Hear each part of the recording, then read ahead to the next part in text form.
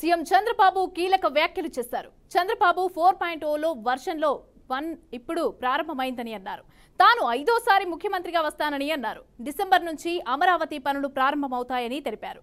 6 నెలల్లో MLA ఎమ్మెల్సీల quarters తో పాటుగా ఆల్ ఇండియా సర్వీసెస్ ఆఫీసర్ల క్వార్టర్స్ నిర్మాణం కూడా జరుగుతుందని అన్నారు. 3 ఏళ్లలో అమరావతికి ఓ రూపం తెస్తామని చెప్పారు. 2027 నాటికి పోలవరం కూడా పూర్తి చేస్తామని అన్నారు.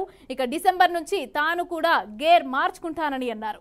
అమరావతి పూర్తయి ఉంటే ఏడాదికి 10 నుంచి 15,000 కోట్లు వచ్చేవని సీఎం చంద్రబాబు వెల్లడించారు. రెడీగా దీనికి సంబంధించిన పూర్తి డీటెయిల్స్ మా ప్రతినిధి వాసు అందిస్తారు.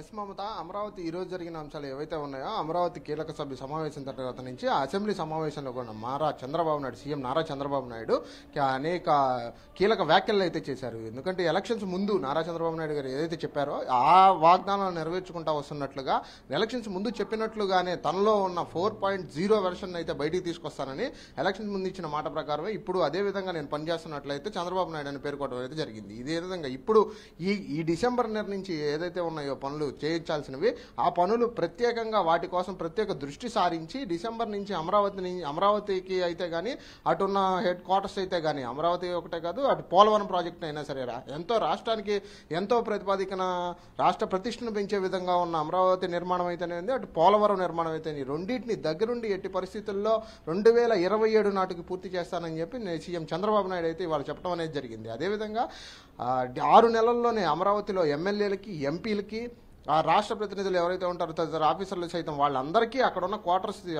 భూములు సేకరించి అక్కడ క్వార్టర్స్ అయితే కట్టించి భూమికి సంబంధించిన క్వార్టర్స్ నిర్మాణం చేపిస్తామని చెప్పి సీఎం చంద్రబాబు నాయుడు ఈరోజు అసెంబ్లీ వేదిక ప్రకటించడం అయితే జరిగింది.